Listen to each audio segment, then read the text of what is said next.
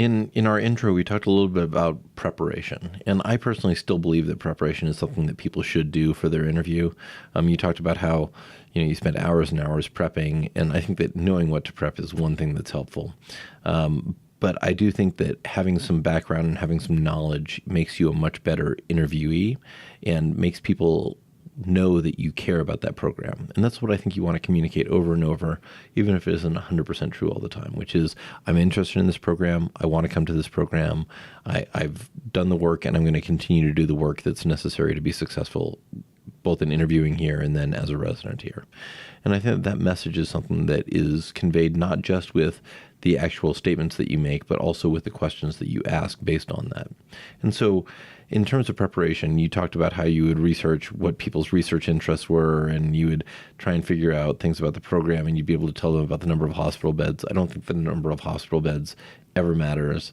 And I think that your questions should never reflect that. It's sort of like asking someone, well, how many books do you have in the library? First of all, I don't know if anybody actually reads books anymore. It's all electronic. I read books. Electronically, I bet. Tell me you don't have an e-reader? I actually don't use my e-reader much. Really? I'm a little surprised. Audiobook, sure. No, I like books. I like underlining and things. But yeah, sorry.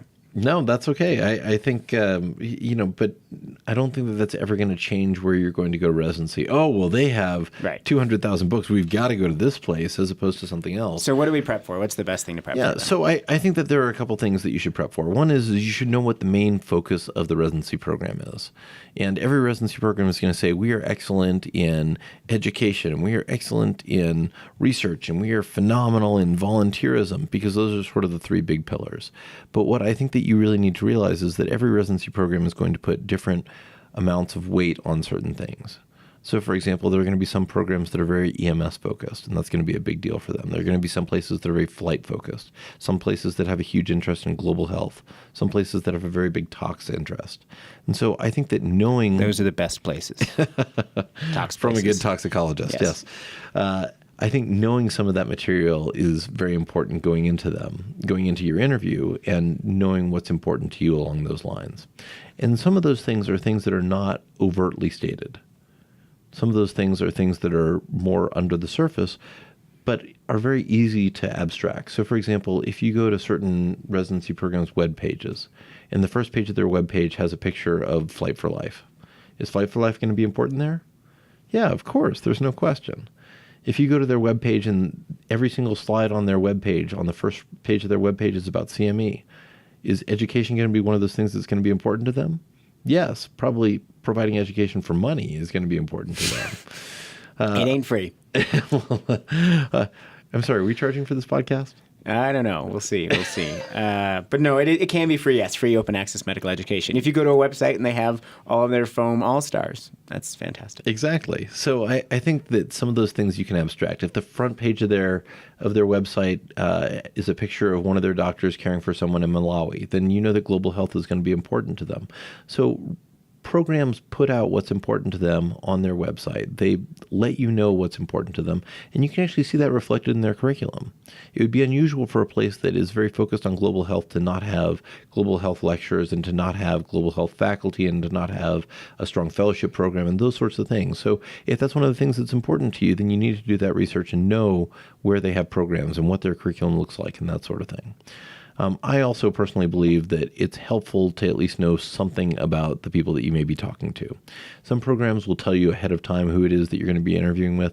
Other programs won't tell you at all, but you know that knowing the program director and what their interests are, and the associate residency directors, will definitely be things that will probably help you, because you're going to be interacting with some of them, whether you like it or not. And I feel like it's just security. I think a big part of interviewing is kind of a mind game. And if you have, it's like your security blanket. If you know a little bit about who you're going to be talking to, even if you don't mention the things that you researched, it still gives you confidence and a little permission if things go off the rails. I think the vast majority of research that I did never actually came up, but it made me feel better. It made me feel more confident. Along the same lines, you also don't want to be the stalker. You don't want to be like, oh, I saw that your 5-year-old won his soccer game the other day. That's not the right way to go. I think that those kinds of things have a huge potential for backfiring, and so you want to make sure that you keep your investigation professional. I would not be doing background checks on anyone or trying to investigate their Facebook feed.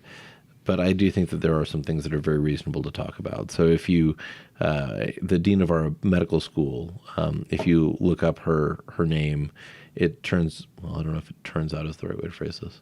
If you look up the dean of our medical school and search her on Google, I think the second search result talks about how she used to play for the U.S. rugby team. And so if you just happen to be a rugby player, I don't think that's an unreasonable thing to happen upon at some point in time. And if the opportunity presents itself to discuss with the person.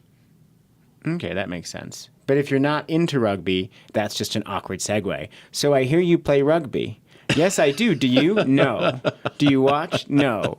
So yes, you've scored points by knowing something, but it just went creepy. Yeah, I would not do that.